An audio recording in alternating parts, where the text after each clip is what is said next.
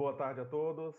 É uma imensa satisfação estar aqui para mais uma webinar do Sistema OCB Espírito Santo, desta vez em parceria com o Conselho Regional de Contabilidade, o CRC. Representando o CRC, nós teremos a contadora e presidente, Carla Cristina Tasso, que devido a alguns problemas, ela acabou se atrasando. Mas em breve ela entrará na sala para que nós dois possamos juntos fazer a mediação. Meu nome é Vitor, eu sou assessor contábil tributário do Sistema OCB Sescop Espírito Santo e hoje nós discutiremos um tema de bastante relevância para o momento: o impacto do Covid-19 nas demonstrações contábeis e a sua utilização das reservas legais ou estatutárias nesse contexto de crise. Para debater sobre esse tema tão importante, nós temos o Ricardo Holanda Janete.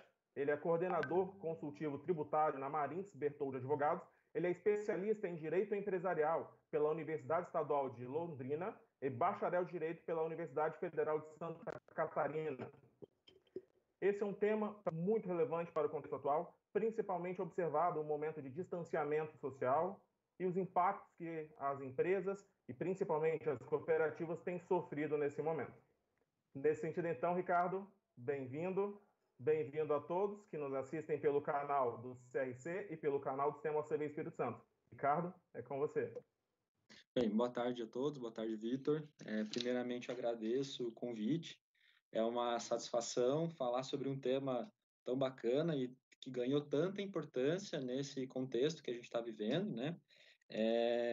A gente precisa lembrar aqui que as cooperativas, elas têm um caráter um pouco diferente, né, do que outros tipos de sociedade, em que existem algumas particularidades que elas têm que observar, existem também outras finalidades, né, o apoio ao cooperado é algo muito importante, o apoio social.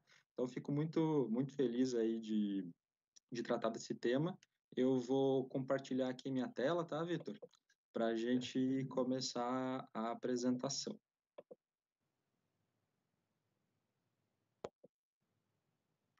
Então, acho que o primeiro ponto, né, para a gente ponderar é que, com o avanço aí da Covid, uma série de impactos negativos, no ponto de vista econômico, tem sido verificado. Se a gente levar em conta as próprias projeções econômicas, a cada projeção, a cada nova projeção, a gente tem uma percepção um pouco pior do que vai ser a economia, né? Eu peguei aqui um pedacinho do último Boletim Focus, né, que foi publicado na segunda-feira, e se a gente reparar ali a taxa de crescimento do PIB, há 4 semanas, a perspectiva era que ele caísse 3,3, há uma semana atrás era que caísse 5,1, e hoje, né, que no caso ele seria dia 25/5, a percepção é que cairia quase 5,9%. Então, os indicadores econômicos, ou a percepção dos indicadores econômicos tem sido muito negativa, né, no âmbito econômico para as empresas, para as cooperativas e para todo mundo que de alguma forma produz nesse país, né? Então a gente vai ter que se adaptar a esse contexto e buscar soluções nesse contexto de crise, né? Naturalmente, o Espírito Santo não é diferente dessa realidade. A gente vê aqui que, de acordo com o índice de sondagem industrial, a gente teve a menor pontuação histórica para o mês de abril. Então, foi o menor índice do mês de abril da história em relação à economia do Espírito Santo. Também os indicadores de emprego aqui também caindo, infelizmente. É claro que, se a gente fizer um comparativo, vou voltar ali a tela, né? Primeiro começa a cair a produção, para depois cair o emprego. Então, também a deterioração do emprego vai acontecer de uma forma muito acentuada, né? Porque, como a gente sabe, no Brasil, contratar e demitir é algo muito caro. Então, esses ciclos econômicos de desligamento, eles acabam tendo um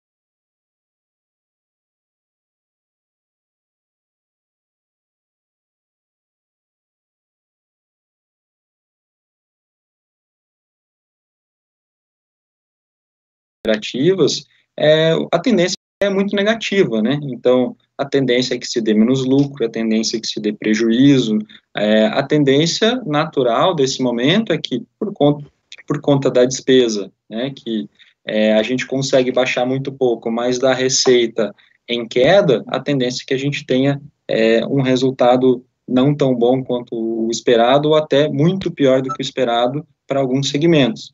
Além disso, e aí a gente já começa a ver um pouco o impacto contábil disso, é uma grande tendência de aumento das contrapartidas em resultado nos testes de recuperabilidade de ativos, por exemplo, né, as tendências de marcação a valor justo, e tudo aquilo que é PDD de cooperativas de crédito também, né, que é a provisão para devedores duvidosos, porque o cenário econômico tem sido negativo e é uma tendência de que as auditorias, elas sejam muito mais criteriosas aqui, em relação a tentar buscar o real efeito econômico de cada um dos ativos que estão lá registrados na contabilidade das cooperativas.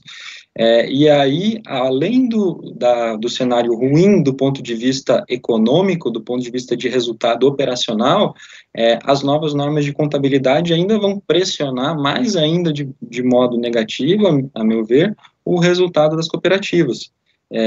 E aqui o papel do contador, do auditor, né, porque é importante que esses resultados, eles sejam muito, todos esses pontos negativos no resultado, eles sejam muito transparentes, né, então, eventualmente, incluir notas por conta dessa mudança de critério, nas demonstrações financeiras, buscar aí tornar as demonstrações financeiras um pouco mais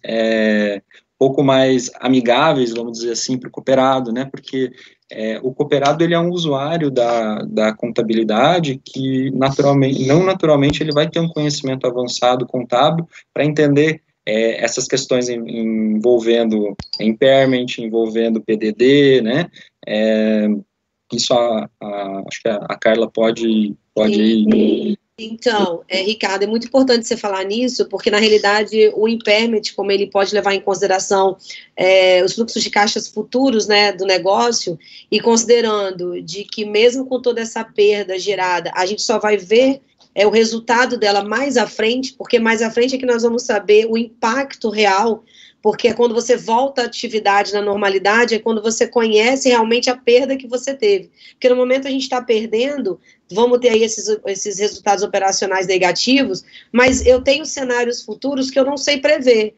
E aí essa previsão, ela é um pouco mais pessimista, por quê? Porque eu não sei como o mercado vai se comportar diante desse cenário. E aí vale ressaltar que diversos negócios têm formatações totalmente diferentes. Então, realmente, a sua fala em relação a uma demonstração contábil mais transparente, mais visível ao olho do cooperado, ela vai facilitar, além do entendimento, a transparência e a segurança de continuar cooperado, né? Porque isso é muito importante para dar força na cooperativa. Então, acho que o reflexo, ele vai se tornar negativo no primeiro momento, mas vai depender muito da forma como isso é colocado e avaliado, para que a gente tenha confiabilidade nos resultados, né? E um outro ponto importante, para falar aí do impairment, dessa questão do valor justo nas demonstrações contábeis, que isso também impacta nas futuras aquisições. A gente não pode esquecer que várias cooperativas, principalmente agronegócio, tiveram compras de equipamentos de alto valor, que dariam resultado maior nas colheitas, e aí, ao mesmo tempo, poxa, o agronegócio está indo bem, mas aí as outras cooperativas também tiveram investimentos. Como que ficaram esses investimentos que foram efetuados? Como que ficam essas dívidas, mesmo que postergadas? Porque quando a gente voltar à normalidade, a gente vai ter receita, mas como que vai ficar esse fluxo de caixa dessa receita daquele momento? Ela não vai voltar toda de imediato. A gente sabe que o mercado demora um pouco a voltar à sua normalidade.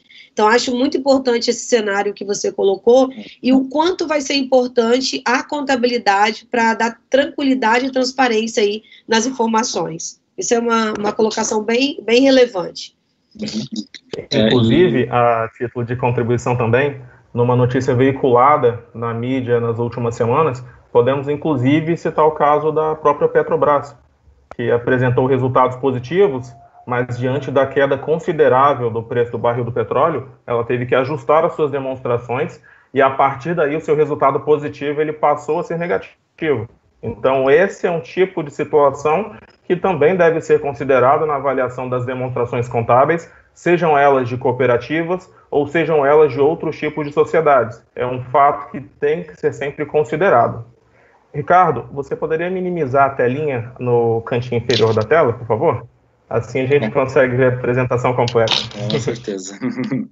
Eu acho que, até pegando o gancho do que você comentou, Victor, algo muito, muito interessante em relação a esse ponto da Petrobras é que, quando saiu o resultado ruim, o mercado até identificou isso como algo positivo, porque entendeu que as provisões que foram realizadas, entendeu que toda a movimentação contábil no sentido de dar transparência foi entendido como algo muito positivo para a Petrobras. Então, aliando isso com o que a Carla comentou, fica muito clara essa necessidade de transparência, né? Então, acho que nesse ponto a contabilidade vai ter que ser muito sensível, até porque ela é um instrumento para comunicar ao cooperado os resultados da cooperativa e por que, como a Carla comentou, por que é bom continuar sendo cooperado, né? Então, eu acho que esse é um viés muito importante. E um outro viés, que é o que a gente gostaria de tratar um pouquinho mais à frente aqui, é que a cooperativa, ela tem por fim, né, atender às necessidades do cooperado.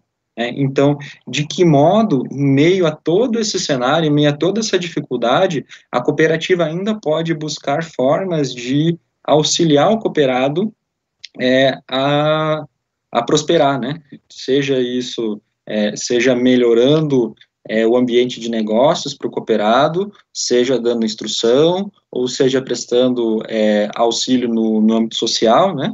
Que é o que a gente vai tratar um pouquinho mais para frente.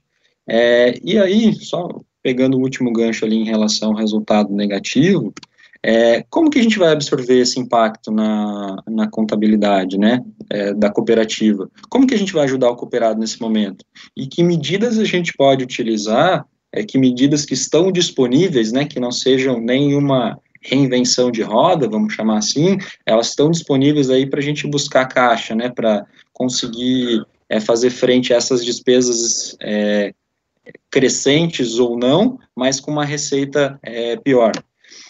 E aí, para começar essa análise, a gente recorreu ali à legislação das cooperativas, né, a Lei 5764/71, e é importante lembrar, né, que a absorção do resultado negativo das cooperativas, ela é rateada com os cooperados. E para que isso não aconteça, a Lei 5764 determinou a criação de um fundo de reserva, constituído de pelo menos 10% das sobras líquidas do exercício, que tem por finalidade absorver essas perdas no desenvolvimento das suas atividades. Então, aqui, o primeiro ponto, né, aquelas cooperativas que já têm esse fundo, bem constituído, bem organizado, bem gerido, elas vão conseguir passar um pouco melhor por esses momentos ruins e não vão impactar necessariamente o cooperado.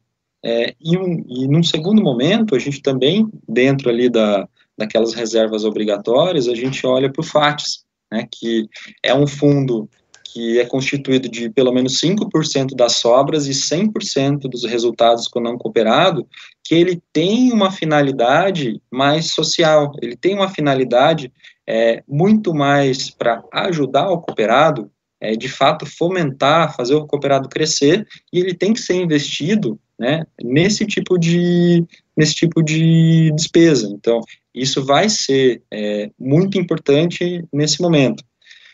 Principalmente porque, à medida em que os anos passam, né, esse FATS lá no patrimônio líquido tende a crescer, e no momento de crise pode ser importante a gente ajudar o fomento desse cooperado.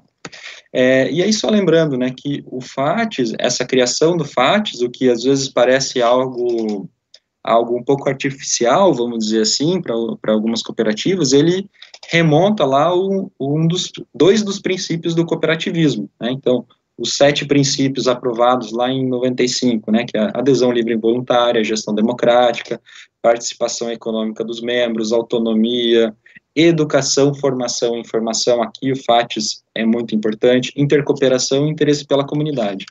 A gente vê que o FATES, né, que criar um fundo para fomentar a educação do cooperado, ele acaba prestigiando esse 5º princípio do cooperativismo e também, de forma indireta, o 7º princípio, que é o prol da comunidade, né? Então, se eu melhoro o indivíduo, naturalmente esse indivíduo vai melhorar a comunidade, né? Então, se eu melhoro o cooperado, se eu dou meios para o cooperado prosperar, naturalmente ele vai impactar positivamente a comunidade.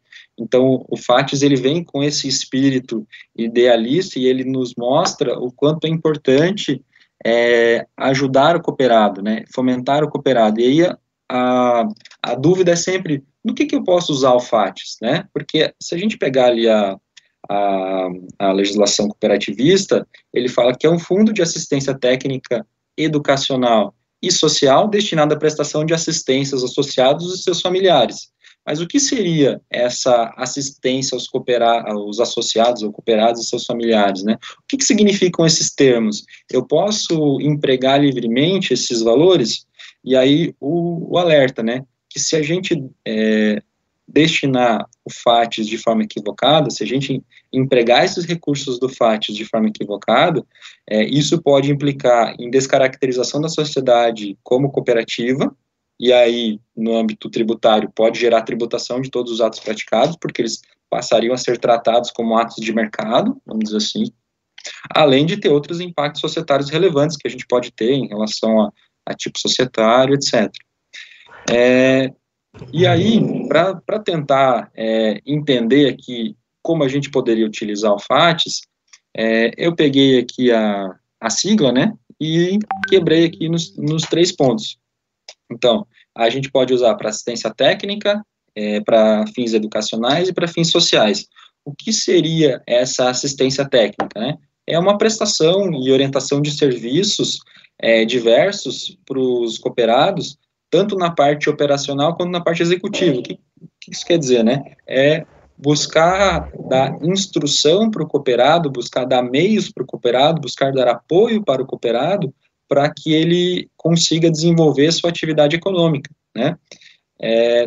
No âmbito educacional, são treinamentos e cursos destinados aos cooperados com a finalidade de fazer o cooperado progredir, fazer o cooperado ter melhores resultados. Então, se de um lado, por exemplo, a assistência técnica envolve indicar para o cooperado qual é o melhor tipo de defensivo, por exemplo, utilizar numa cultura, a parte educacional vai trazer princípios básicos de contabilidade para o cooperado, por exemplo, né? Então, essa acaba sendo a distinção entre os dois. E no âmbito social, a questão ela é um pouco até mais subjetiva, e a gente vai ver alguns exemplos ali mais para frente, mas ela tem esse viés de criar e manter programas de assistência social, seja através do intercâmbio da cooperativa, de cooperativas, buscar atividades que melhorem a integração de dirigentes e cooperados, buscar dar mais transparência às assembleias, né? Tudo isso pode entrar aqui nessa rúbrica. E aí, agora entrando um pouquinho em casos mais práticos, né? A gente tem palestras, cursos, algumas despesas educacionais, bolsas de estudos, convênios com escola, né, no âmbito educacional, curso técnico no âmbito da assistência técnica, capacitação e muita assessoria, que é o que a gente tem visto, né, muita assessoria no âmbito de assistência técnica, despesas médicas e odontológicas na área social, então prestar ao cooperado um apoio nessa área social, no âmbito de despesas médicas, ou até mesmo alguns eventos em que a gente tenha a participação tanto de cooperados quanto dos funcionários e dirigentes da cooperativa, né? Então, esse fundo ele pode ser utilizado para uma ampla gama de despesas, e nesse momento de pandemia, né, eu posso utilizar ele para fazer custeio de despesas básicas, de assistência médica, auxílio funeral? Se entende que sim, tá? Essa possibilidade de utilizar o FATS com cunho social para os cooperados, ela permite que essas despesas sejam custeadas por essa rúbrica, né, por essa conta. E esse é um ponto bacana que a OCB Nacional já nos respaldou, né, já há um respaldo da OCB Nacional, uma consulta, dizendo algo no mesmo sentido em relação a esse tipo de despesa. E uma ressalva importante para a gente fazer esse tipo de assistência, né, os recursos do FATS, eles são utilizados, via de regra, para o cooperado e para os seus familiares, e quando previsto em estatuto, eles também podem ser destinados para os empregados da cooperativa. Ricardo, só um comentário. Algo que é extremamente importante e relevante, que a gente destaque também, é a gênese do cooperativismo, ou o seu objetivo principal, o que o diferencia das demais sociedades. Sendo as cooperativas sociedades de pessoas, o foco principal é na relação entre as pessoas. Por isso essa limitação. E quando a gente observa essa exceção, ou essa limitação presente na Lei Geral do Cooperativismo 5764, a gente percebe que o intuito dela é que as pessoas diretamente ligadas à cooperativa, que são a sua razão de ser, elas possam crescer juntas. É por isso que, até certo ponto, nós podemos observar, então, que a lei, ela estabelece, então, essa condição de que o benefício desse fundo, que ele advém do trabalho das cooperativas em prol do seu cooperado, ele tem que ser destinado ao seu cooperado, ou ao familiar do seu cooperado, ou, quando autorizado, ao seu colaborador. Eu acredito que essa é uma condição fundamental que tem que ser destacada. Obrigado, Vitor. Com certeza, e aí, até voltando lá, a questão das origens do cooperativismo mesmo, né? Então, acho que a razão de ser desse fundo é exatamente essa, né? Estimular os cooperados a crescerem, né? Então, crescerem economicamente, crescerem como pessoas e terem os meios para conseguir crescer, né? Que é o que a questão no âmbito social nos provê.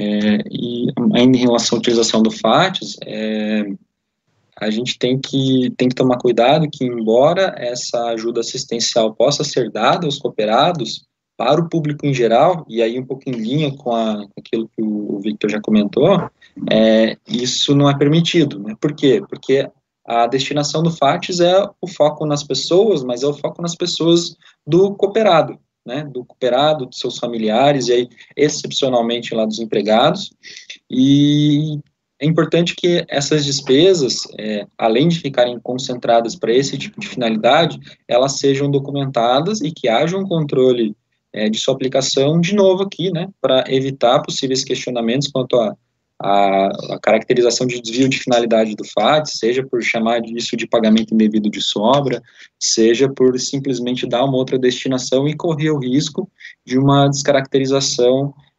da sociedade como cooperativa, que tem aqueles impactos tributários negativos que a gente já sabe. Principalmente porque são recursos finitos, né, Ricardo? Com certeza. Uma outra dúvida que a gente pode se perguntar aqui nesse contexto, né, se aquela ajuda compensatória que a medida provisória 936 previu para que as empresas e cooperativas paguem aos seus empregados, se ela pode ser custeada pelo FATS. E aqui a gente entende que sim, contanto que haja essa expressa previsão em estatuto para que esses valores sejam revertidos em assistência social também aos empregados da cooperativa. E aí a gente vê aqui a importância de estar respaldado nos documentos societários da cooperativa, né? Então, se não houver esse respaldo, esse pagamento aos empregados vai ser considerado como desvio de finalidade de FATS.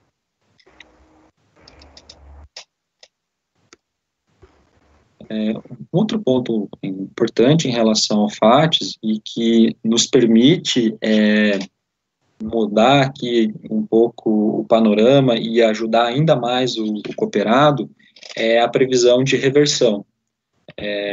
Pela norma contábil, esses valores que a gente gasta com assistência técnica, educacional e social para o cooperado, eles podem ser absorvidos diretamente pelo FATS lá no PL, que a norma contábil chama de reserva, né? Então, seria, para fins contábeis, a gente trataria isso como RATS, né? Que é a reserva de assistência técnica, educacional e social. Então, esses valores que são gastos ao longo do ano, que são tratados ali como despesa, quando do encerramento do exercício, eles seriam revertidos diretamente para a conta de PL, não integrando a base de cálculo das destinações. E aqui, como principal vantagem, é fazer com que as sobras disponíveis, elas aumentem. Então, a gente tem um aumento da sobra disponível para o cooperado, o que aí, nesse momento que a gente está vivendo, faz total sentido, né? A gente criar um meio para poder pagar um pouquinho mais para o cooperado. E como que isso funciona, né? Aqui eu fiz um exemplo até singelo. Se a gente considerar que uma cooperativa com um resultado bruto de 1 milhão ao ano e gastando 200 mil em despesas de assistência técnica, educacional e social, ela teria um resultado de 800 mil ao final do exercício. Se ela não fizer a reversão lá para a reserva, né, se ela não fizer a destinação direta para o PL, a base das destinações finais e obrigatórias pela legislação, ela seria de 800 mil, então a gente teria aqui 40 mil de RATs e 80 mil de reserva legal, nos dando nos dando sobras à disposição de 680 mil, e se a gente fizer essa reversão, a gente consegue aumentar essa base das destinações, fazendo com que o valor do RATs seja, o valor do RATs e da reserva legal seja 150 mil, mas como a base é maior, a gente vai ter um valor também maior de sobras à disposição. Então, nos dois exemplos, no momento em que a gente quer buscar formas de remunerar melhor o cooperado, essa utilização da técnica de reversão, ela pode aqui nos permitir um aumento das sobras disponíveis para distribuição ao cooperado. E aqui um ponto importante, né? Não necessariamente a gente precisa reverter integralmente. A norma contábil, ela não trata especificamente esse tema, e, sob o meu ponto de vista, a gente poderia fazer uma reversão parcial aqui, tá? Eu não sei se Excelente colocação, Ricardo. A norma contábil, ela não estabelece essa condição, e, inclusive, algo que eu acredito ser bastante importante a gente fazer um destaque, é que a lei ela apenas define os valores mínimos para essas reservas. Ou seja, ela estabelece a condição de 5% e 10%, mas a critério da sociedade cooperativa, ela a qualquer tempo pode contribuir com recursos superiores a esse montante. E essa prática, inclusive, ela traz perenidade para a cooperativa. Cooperativas que no passado pensaram em aumentar suas reservas, hoje, nesse momento de crise, elas têm sentido de uma forma bem menor os impactos, porque elas conseguiram constituir suas reservas de forma a superar momentos como o de hoje. Então, possivelmente, no próximo ano, no fechamento, no encerramento das demonstrações, tais situações não serão tão impactadas e, caso sejam, tal situação não terá que ser levada ao seu quadro social, de forma que ele tenha que contribuir com os recursos para cobrir essas perdas. Sendo essa uma das diferenças essenciais das cooperativas, que, em caso de sobras, elas podem receber das cooperativas, mas em caso de perdas, elas devem contribuir com a cooperativa. Então, nesse sentido, reservas sólidas denotam maior perenidade e até maior segurança, principalmente para que possamos pensar e refletir que num momento como o de hoje, em que alguns cooperados estão afastados de suas atividades, ou seja, sem remuneração. Caso chegue ao final do ano, ao final do exercício, e a cooperativa encerre o período com perdas, eles teriam que contribuir com algum recurso. Ou seja, eles receberam menos durante o ano e, ao final, eles ainda teriam que retornar com recurso para a cooperativa. Então, esse é um ponto extremamente relevante quando nós pensamos na composição dessas reservas. Vitor, bem lembrado, e só para contribuir, a gente recebeu uma pergunta agora da questão da relevância aí dos fundos, né, e da importância, perguntando se tem importância ter equivalente financeiro, ou seja, ter caixa e banco, né, para poder pagar.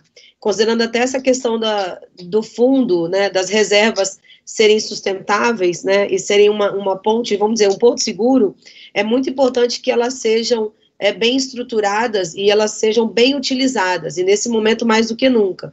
Então, é necessário ter o fluxo de caixa? Necessariamente não é obrigatório, mas o interessante é que você tenha, porque no momento, para que é feita a reserva? Exatamente, é uma garantia, né, de uma contingência futura, então ela está ali para isso. Então, quando você coloca, olha, se a gente faz essa reserva de forma consciente, eu consigo no final do ano, de repente, o cooperado não ter que pagar o recurso, já que eu tenho a reserva para poder suprir. Então, isso é de extrema importância. E gerar reservas só considerando a estrutura contábil, sem também considerar a estrutura de caixa, equivalente de caixa, também é temeroso. Então, é assim, extremamente relevante o que você falou, e até por uma questão de final de exercício, né?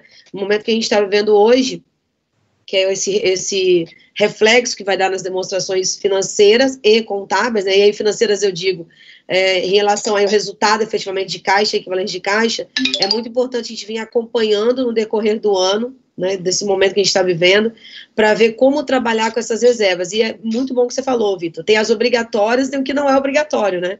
Então também se atentar para isso, né, para ter algo a mais, para poder a gente não ter que aportar recurso, né? Além de não receber, tem que ainda aportar. Sim. É isso.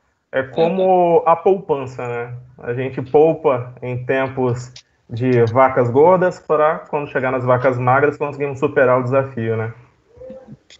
E eu acho que uma coisa em relação a esse equivalente de caixa, né, naturalmente vai ter uma parcela que é possível que a gente não consiga até constituir no encerramento de um ano, né? Então, se a gente pensar, tem inadimplência, né? O cliente não me pagou, então uma parte desse fundo vai estar lá na conta de clientes. Eu sou um exportador, acumulo créditos tributários, uma parte também vai estar lá na conta de tributos a recuperar, mas a predominância dessas reservas tem que ser caixa, né, justamente por conta do que o Vitor e a Carla comentaram, elas são utilizadas exatamente em momentos de contingência, e se a gente gastar todo esse dinheiro, vamos falar assim de uma forma mais informal aqui, né? Se a gente gastar todo esse dinheiro, no momento que a gente mais precisa, a gente não vai ter, né? Então, a conta não precisa ser, sob o meu ponto de vista, né, a conta não precisa ser fechada, vamos dizer assim, eu tenho 1 milhão de reserva e 1 milhão em caixa, mas ela tem que ficar muito, muito parecida, né, a gente, com algumas pequenas exceções ali, como inadimplência, como tributos a recuperar, mas a gente tem que respeitar o máximo possível, né, para cumprir a finalidade dessas reservas. Exatamente, Ricardo. Temos recebido diversas interações nos canais do CRC e da OCB, e à medida que formos conduzindo, nós vamos respondendo as perguntas. Temos algumas aqui anotadas, e assim que concluirmos essa etapa, passaremos a ela. Ricardo? Uhum. É mais ou menos o que a gente já estava comentando aqui, né, em relação a essa questão de disponibilidade de caixa, etc., a gente antecipou um pouquinho o assunto, né, numa análise que eu tenho feito em balanço de algumas cooperativas, a gente vê que o FATES, ele tem ficado cada vez maior dentro do PL, né, o FATES em algumas cooperativas representa cerca de 20% do PL da sociedade, e eles vêm aumentando ano a ano, e aí muito por conta dessa necessidade de garantir o caixa, de preservar o caixa, não vou gastar tanto, né, eu preciso, a cooperativa precisa estar sólida, precisa estar segura, para fazer esses investimentos, principalmente no momento que a gente está vivendo, né, de incerteza em relação à receita e de despesas mantidas ou aumentadas, né? E aí a gente vê, então, uma grande preocupação em relação a essa questão de caixa, né? O que a gente pode fazer para melhorar o caixa? O que a gente pode fazer para, dentro daquilo que é possível aí no âmbito contábil fiscal, vamos dizer assim, né? O que a gente pode fazer para preservar o caixa? E algumas delas são medidas envolvendo tributos, né? Então, que medidas a gente pode tomar no âmbito tributário para buscar ou converter um ativo em caixa ou para reduzir o desembolso, né? No âmbito federal, a gente pode buscar a monetização dos créditos fiscais. Então, quem tem créditos fiscais lá de PIS e COFINS, de IPI, de imposto de renda, acumulados em seus balanços, e que, aí fazendo um link um pouquinho que a gente falou no começo, né, se em algum momento se fizer um teste de impairment desse valor, agora sem perspectiva de realização, e se a gente não tomar medidas de realização, pode ser que as auditorias até queiram baixar uma parte desses créditos, né, desses ativos, desses valores de ativos tributários que estão lá na contabilidade, para que, por conta dessa perspectiva de realização. Então, a gente trabalhar em formas de realizar esses saldos credores federais, e aqui no âmbito federal a gente tem um norte muito claro, né, sob o meu ponto de vista, que é buscar esses pedidos em espécie, né? A Receita Federal, ela tem que ressarcir ou restituir, conforme o caso, os pedidos feitos via Perdecomp em até 360 dias, isso é lei. Se ela descumprir, a gente pode forçar ela a cumprir isso judicialmente. Então, essa é uma medida que eu já tenho visto em algumas sociedades cooperativas gerando bons resultados, buscar esse ressarcimento em espécie desses valores que estão lá no ativo tributário. No âmbito estadual, a gente consegue trabalhar algo na mesma linha, só que é um pouco mais difícil. A gente pode reavaliar o fluxo de operações, ver de quem compra, ver a possibilidade de negociar com o Estado um regime especial para viabilizar a realização desse crédito, dependendo da UF onde está a unidade, avaliar a possibilidade de transferir esse crédito para terceiro, né? Então, a gente pode aqui trabalhar nesse momento buscando transformar aquela linha de impostos a recuperar em caixa, que eu acho que é algo bem bacana nesse momento, porque é um dinheiro que, entre aspas, não se estava contando com ele, né? Porque, via de regra, as cooperativas têm acumulado esse saldo ao longo de muitos anos. E outra possibilidade é a gente aproveitar desse momento, essa fase de desonerações e postergações de tributos que a gente tem visto pelo governo federal.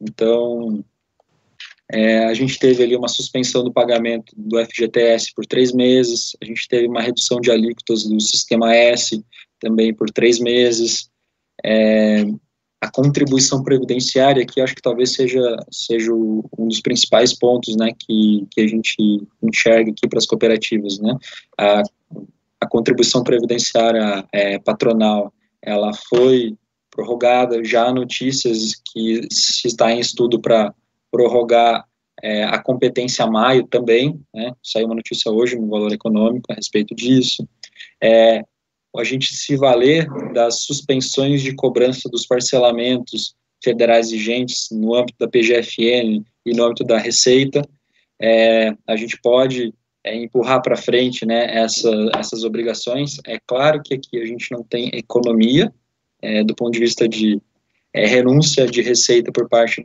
da administração tributária, mas isso é uma forma de preservar a caixa para as cooperativas. Então, sob o meu ponto de vista, tudo aquilo que a gente puder utilizar é muito válido. Então, também temos ali a questão do PIS e COFINS, né, que por conta do ato cooperativo não é tão comum haver PIS e COFINS a recolher por parte das cooperativas, mas a gente pode ter isso também. A gente teve algumas prorrogações de obrigações acessórias, a mais recente delas é a questão da ECD, e o último ponto que eu acho bem importante a gente analisar e principalmente a gente se preparar em relação a um possível novo PERT, né? A gente teve, nos últimos anos, programas de parcelamento incentivados, a gente teve lá Refis da Crise, reabertura do Refis da Crise, Refis da Copa, depois teve PRT, PERT, e agora há um projeto de lei tramitando na Câmara dos Deputados para alterar a lei do contribuinte legal e prever um PERT-CP, como eles estão chamando, que é um PERT calamidade pública. Então, seria a possibilidade de quitação de débitos tributários ou não, vencidos nesses períodos de calamidade pública, ou débitos que são objeto de parcelamento, ou ainda débitos que estão em discussão administrativa, que a gente possa fazer o pagamento disso em até 120 prestações, então alongar bem a dívida, e aí de novo, né, preservando caixa. Esse alongamento da dívida faz com que o caixa fique na cooperativa nesse momento em que é tão importante, ou ainda a gente possa utilizar créditos tributários para pagar até 90% da dívida. Então, naquela primeira modalidade que aparece na tela, a gente pagaria 10% da dívida à vista e o restante a gente conseguiria utilizar com prejuízo fiscal e base negativa de IRCS, ou ainda com outros créditos referentes a tributos administrados pela Receita. Então, aqueles créditos que estão lá no ativo, que a gente não sabe como monetizar, a gente pode utilizar para pagar eventuais parcelamentos que a gente venha a realizar. Então, esse momento talvez também seja muito importante para a gente preparar, a gente estar preparado para quando esse parcelamento venha a ser aprovado, a gente tenha devidamente constituído nas obrigações acessórias esses prejuízos, esses créditos, né? Porque, via de regra, essas possibilidades estão associadas a uma limitação. Então, para pedidos de ressarcimento protocolados até a data tal, para prejuízos fiscais declarados até a data tal. Então, nesse momento em que a gente está vivendo, também, sob o meu ponto de vista, faz bastante sentido a gente investir um pouco de tempo buscando deixar as obrigações acessórias 100% redondas, né, fazer os pedidos para a Receita de ressarcimento, de restituição, conforme o caso, para que quando a gente tiver a possibilidade de utilizar esses créditos em parcelamento, eles estejam devidamente constituídos, e para aqueles créditos que, por exemplo, prejuízo fiscal, né, quem tem, sabe que às vezes é muito difícil realizar esse crédito, né? Então, Ricardo, é muito importante sua observação em relação a manter as obrigações acessórias corretas, né? Porque, normalmente, quando tem um PERT, as pessoas correm, né, para poder resolver as situações depois que o PERT saiu. E o ideal seria o inverso, né? A gente manter, neste momento, principalmente, tudo de forma correta. É claro que o fato dessas diversas postergações dos SPEDs, assim como das obrigações principais de recolhimento, às vezes a gente dá até aquela meio que deixa um pouquinho, popularmente falando, dá um pouco de uma relaxada, mas o ideal é que a gente tenha, o ideal é que a gente mantenha todas as obrigações acessórias em dia e de forma correta e com qualidade, principalmente no que tange aos SPEDs, né? Porque a obrigação acessória com qualidade, ela vai dar credibilidade e segurança para você ter um PERT lá na frente, sem perdê-lo depois, sem ele ser depois indeferido. Então, é muito importante essa observação para que todas as cooperativas, todas as contabilidades mantenham as obrigações acessórias, não só em dia, mas com qualidade para futuros parcelamentos, né? Então, todas essas reduções que a gente teve, postergações de tributos, elas estão contribuindo para a redução de custo, né, desse momento, mas ainda são insuficientes com toda falta de receita ou escassez da receita que a gente está vivendo, né? E a gente tem todos os papéis do governo e todo o esforço, mas provavelmente o projeto do PERT realmente saia numa roupagem um pouco diferente e também numa exigência um pouco maior, né? Porque a gente tem que tomar cuidado com a qualidade dessa informação. Por isso que a contabilidade nesse momento é muito importante para as cooperativas. E em complemento ao que você comentou, Carla, os problemas do PERT, né, que são ali de 2018, eles estão acontecendo agora, né? Então, a validação dos créditos utilizados estão acontecendo agora, a falta da constituição adequada do prejuízo fiscal no SF, que é um caso recente que eu, inclusive, participei, está acontecendo agora. Então, os problemas... A não contabilização correta desses prejuízos fiscais, né? A não provisão dos impostos sobre esse prejuízo fiscal para poder... Perfeito. Então, assim, a gente precisa realmente ter uma qualidade muito boa. E só para corroborar, Ricardo, a gente...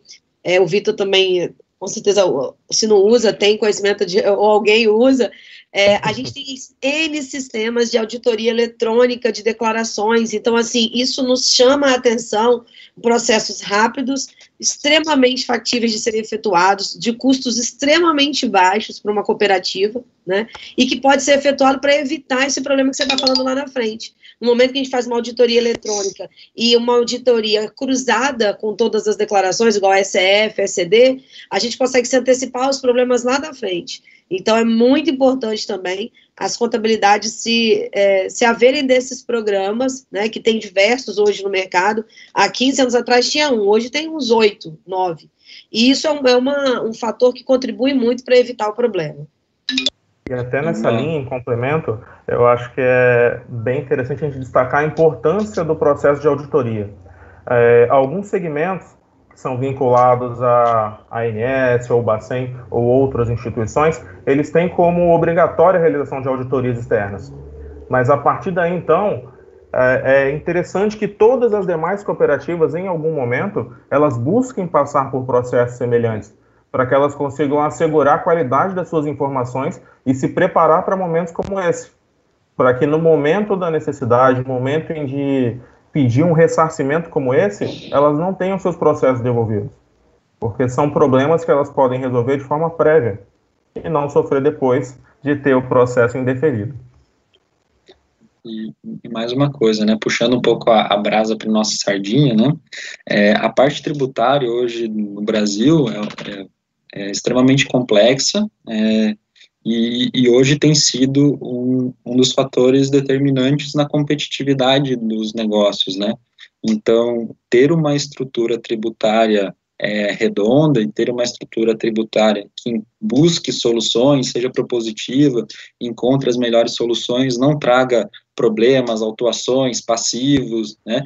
É algo muito importante, principalmente porque a complexidade do Brasil pode fazer com que duas empresas ou duas cooperativas de segmentos semelhantes tenham cargas tributárias muito distintas por conta de aproveitar ou não o máximo possível os benefícios que a legislação tributária nos dá, ou eventualmente por ter feito algo errado lá atrás, por não ter utilizado essas ferramentas de auditoria que a Carla comentou, para se certificar de que o procedimento lá atrás era adequado, né? Então, eu acho que investir em contabilidade, principalmente contabilidade tributária no Brasil, não é só algo, não é uma despesa, né? É realmente um investimento em ter a certeza de que o negócio vai ser conduzido da forma mais eficiente possível e mais segura possível, né? Excelente, Ricardo, muito bom. Inclusive, nessa linha, o André Rocha Júnior, ele nos questiona: a pandemia poderá mudar a forma de realização das auditorias? Digo, sobre a forma de atuação dos auditores e sobre como isso poderia afetar os trabalhos de análise. Porque, principalmente nesse momento, esses trabalhos eles deveriam ser realizados com a maior acuracidade possível, mas o momento pede adequações. Qual a sua opinião a respeito? Olha, eu vejo que a auditoria vai ter que ser muito mais crítica, né? Essa acuracidade que comentou, eu concordo. Eu acho que os critérios vão ter que ser revisados, né? Então, de novo, aquilo que a gente falou no começo, né? Às vezes a perspectiva de realização de um ativo ou a perspectiva de devedores, né? Tudo isso vai ser muito mais crítico. Eu acredito que as auditorias vão ser cobradas, né, pelos sujeitos e que usam as demonstrações financeiras. Há uma tendência de que muita coisa seja feita online, né? Hoje a gente está acostumado que as auditorias ficam ali um período nas cooperativas, então geralmente fica ali varia um pouco, né, mas às vezes vai lá em setembro, outubro, faz uma prévia, depois faz uma segunda parte no final do ano. Muito provavelmente essa prévia, dependendo de como for a evolução da pandemia, e a gente ainda tem que levar em consideração isso por região, né, muita coisa vai ser feita online, e a criticidade das auditorias eu acho que vai ter que ser muito maior, principalmente porque, às vezes, presencialmente, a gente consegue ter algumas percepções que o documento frio a gente não consegue enxergar, né, então, eu acho legal a pergunta, muito bacana. Eu acho que, para resumir, a auditoria vai ter que ser muito mais crítica, criteriosa, e esses critérios vão ter que ser muito transparentes, né? Tanto para quem está contratando a auditoria, quanto para o usuário da auditoria, né? Quem está lendo depois a demonstração financeira. A NBCTA 315 teve até uma revisão, ela trata do risco. Então, provavelmente, a auditoria vai fazer toda uma revisão do risco, né? Assim como também a norma lá que trata também da continuidade da empresa, que é a NBCTA 570, o auditor também vai ter que considerar todas as dificuldades da administração da cooperativa em fazer projeções de resultado, em reconhecimento de situações que foram afetadas pela pandemia. Então, todo o processo de auditoria vai ter que passar obrigatoriamente por uma revisão de risco da auditoria, de risco das operações e de continuidade dessas operações, principalmente no curto, médio e longo prazo. Não vai ser algo mais aquele período, entendeu? Porque a revisão da continuidade operacional, hoje, ela é feita para aquele momento. Com a pandemia, ela vai ter que ser feita para um médio e longo prazo, porque, como a gente comentou, a gente não sabe qual vai ser o cenário. Nós estamos num cenário incerto, né? Então isso é muito relevante para o efeito de auditoria, como o André perguntou. Inclusive, é bom até que destaquemos que o momento ele faz com que as cooperativas tenham maior necessidade de capital. E a partir daí, as instituições financeiras, elas cada vez mais vão precisar ter cuidado e critério no fornecimento desse crédito. Então, a partir daí, nós teremos cada vez mais a necessidade de termos demonstrações contábeis claras e que tenham um respaldo. Um respaldo que pode ser trazido principalmente pelo processo de auditoria. A partir daí, então, eu entro até em um outro questionamento também do André. Com relação às notas explicativas, existe a necessidade de evidenciação de quais são os impactos referentes a essa pandemia? Inicialmente, eu entendo que sim. O contexto operacional ele tem que ser claramente destacado nas notas explicativas, porque somente apoiado nessa informação, a análise das demonstrações ela poderá ser feita de forma mais adequada. Qual a opinião de vocês a esse respeito? Concordo, eu acho que é isso mesmo, as notas explicativas têm que dar transparência, né? Tem que ser, elas têm que se prestar ao seu papel, vamos dizer assim, né? Que é realmente explicar todo esse contexto, por que eventualmente, quando a gente faz aqueles comparativos, né, de um ano para o outro, por que o cenário mudou tanto. Eu acho que ela vai ter esse papel de transparência, que isso vai ser muito importante. Perfeito. E, na realidade, o IBRACON, assim como o Conselho Federal de Contabilidade e os órgãos reguladores das normas contábeis, estão já divulgando todo o critério que tem que contemplar a nota explicativa. E, principalmente nas demonstrações contábeis intermediárias, quem publica as demonstrações intermediárias, que é no caso das cooperativas financeiras, por exemplo, né, das instituições, que a cada trimestre estão fazendo essa publicação, diferentemente de outras que não têm essa obrigatoriedade, mesmo nas demonstrações contábeis intermediárias, o reflexo, Ricardo, já vai ser imediato. Então, quer dizer, o primeiro trimestre nem tanto, mas abril, maio e junho, na nota explicativa do fechamento do trimestre, já vai ter que ter toda a explanação do reflexo da pandemia nas demonstrações contábeis. E, claro, o linguajar, eu acho que é um ponto que você tocou muito importante, que a gente não leva muitas vezes em consideração, o linguajar para o cooperado da nota explicativa e para os demais interessados tem que ser muito transparente, para que evite-se qualquer dúvida e desconfiança sobre a idoneidade das operações e da administração da cooperativa. Esse, para mim, vai ser um ponto fundamental na divulgação das demonstrações, principalmente as intermediárias.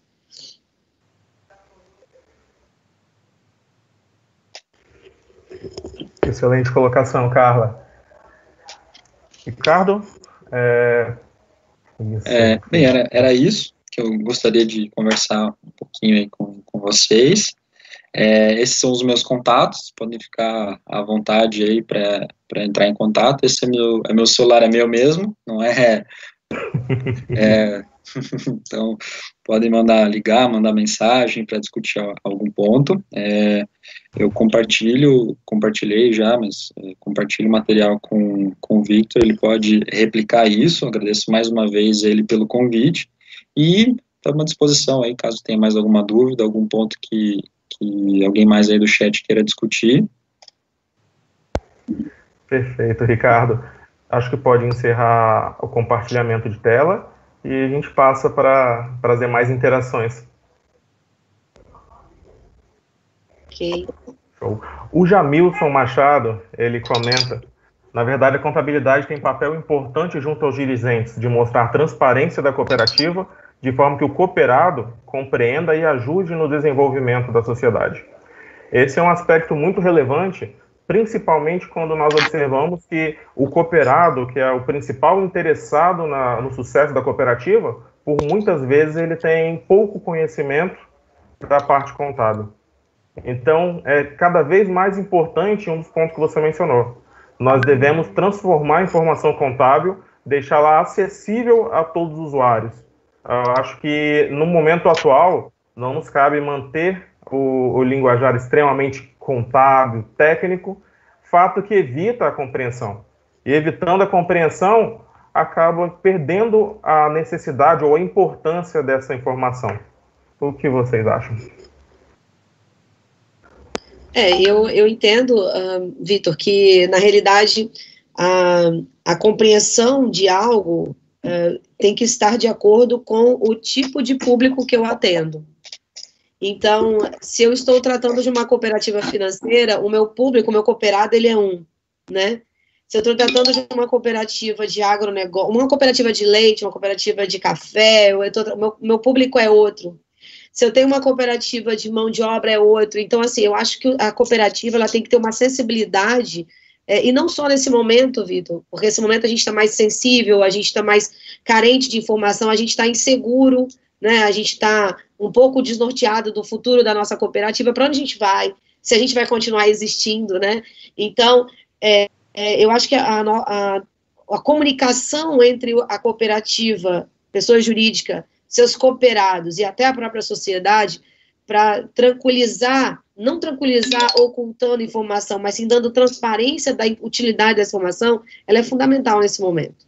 A gente tem que ser realista, mas numa realidade técnica, atendendo a norma que tem que atender, porém uma realidade também para chegar ao cooperado de forma que ele entenda o que a gente está demonstrando. Acho que isso vai ser um desafio enorme, não só para as cooperativas, como para quem audita as cooperativas, para os conselhos fiscais que divulgam, né, as informações, que aprovam essas informações, para os jurídicos que atestam a parte jurídica, para o jurídico que trata das contingências, para analisar o risco dessas contingências, as provisões dessas contingências, como que nós vamos fazer, a gente consegue mensurar isso, quais os critérios que nós vamos utilizar.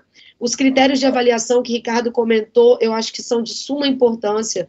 Eu vou fazer em permit, qual é o melhor critério para ser utilizado? Porque a gente precisa, além de tudo, dar sustentabilidade para a cooperativa. E determinado critério, você não vai dar sustentabilidade. A gente tem que analisar muito bem as opções, e não necessariamente eu preciso usar a opção do ano anterior, a norma contábil permite isso. Né? Então, o ano anterior, 2019, a gente tinha uma realidade, 2020 a gente tem outra. né? E eu acho que nesse momento, ninguém melhor para conhecer a atividade da cooperativa do que o próprio cooperado, que é um produtor dela, não é? Então, eu conheço a realidade operacional, porque eu produzo e eu quero crescer, como o Ricardo falou. Qual é a função da cooperativa? É a gente crescer junto, né? Você falou bem, Ricardo, botou lá os princípios. Então, acho que nesse momento é de suma importância que a gente tenha um esclarecimento muito amplo.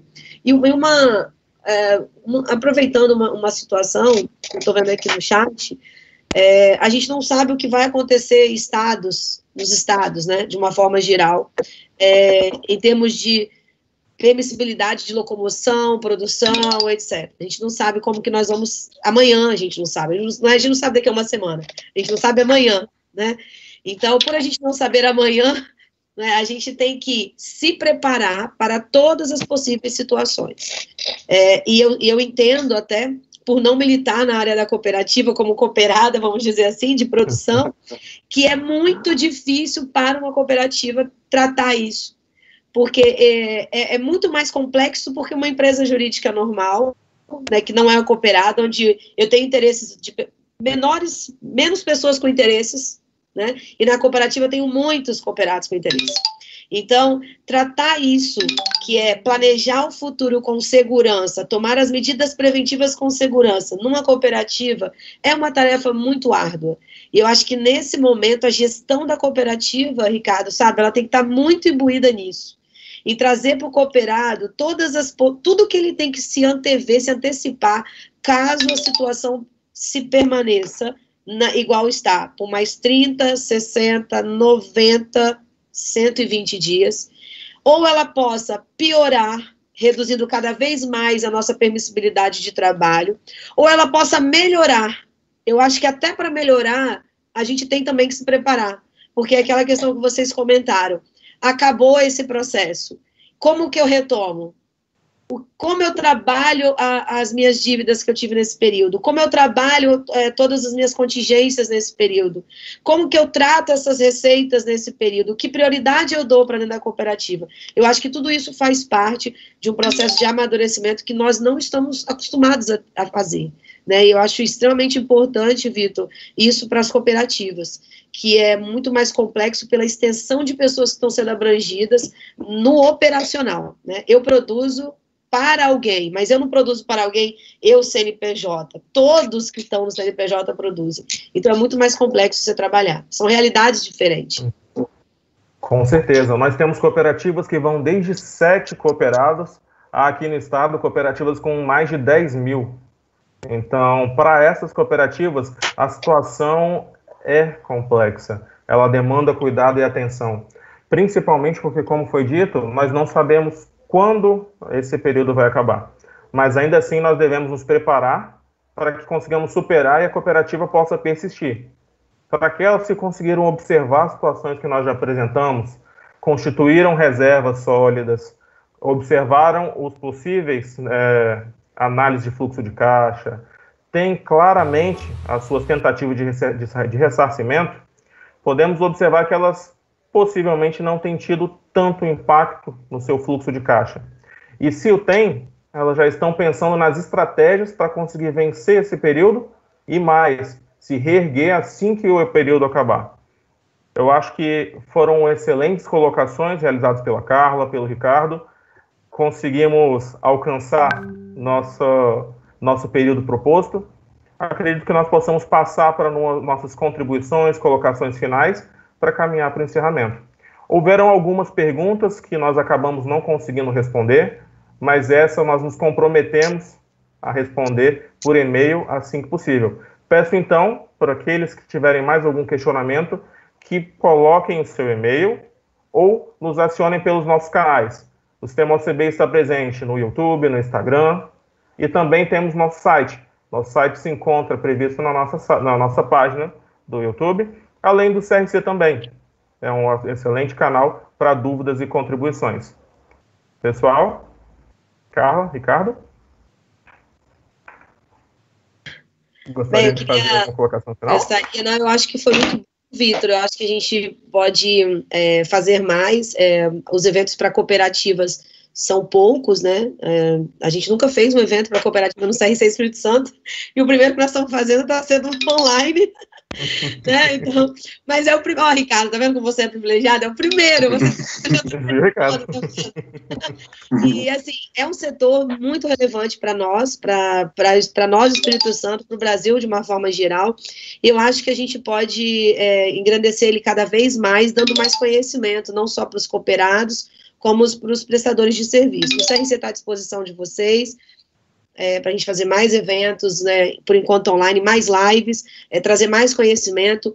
E, Ricardo, queria te agradecer pela sua disponibilidade, ter aceitado o convite da OCB, tá? Muito obrigada.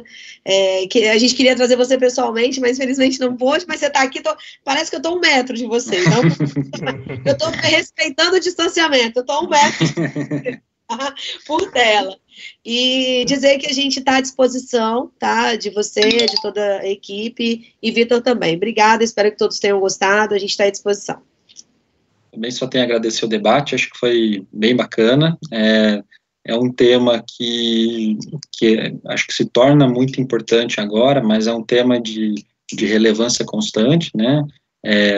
Utilizar adequadamente os meios contábeis para a gente atingir a melhor finalidade, e aí é interessante, né, que a gente acaba tendo 3 pontos de vistas aqui, um pouco diferentes, mas convergentes, né? Então, o Vitor com o seu viés 100% cooperativa, a Carla com um viés de contabilidade, eu sou um usuário da contabilidade, né? Eu sou advogado, então eu uso a contabilidade para entender como é que um cliente está, eu uso o SPED, né, para entender o que a gente pode oferecer de solução para os nossos clientes. Então, a gente converge muito em necessidades de rigor técnico, transparência, adequação de linguagem, né? Eu acho que isso vale para agora, mas vale para depois, né, para o futuro. Então, acho que esses programas de formação continuada, e eu acho que o CRC e o Sescope, eles trabalham muito bem nisso, né? Eu acompanho aqui no Paraná, mas também acompanho, desde o ano passado comecei a acompanhar também aí no Espírito Santo, que eu tive a oportunidade de participar de um evento no final do ano passado. Eu acho que as duas instituições, elas trabalham muito bem nessa questão de fornecer educação, fornecer meios de forma constante para o cooperado. Acho que vocês estão de parabéns aí pela iniciativa. Estou à disposição para eventuais futuros convites e muito obrigado. Bom, obrigado. Em nome do presidente do Sistema OCB, Dr. Pedro Scarpa Melhorim, do nosso superintendente, Carlos André Santos de Oliveira, eu gostaria de agradecer a participação do Ricardo, a essa parceria que nós temos com o CRC, na pessoa da Carla, e que nós possamos fazer vários eventos como esse, que com certeza terão sucesso e a participação de todas as cooperativas e também dos demais profissionais da área contábil.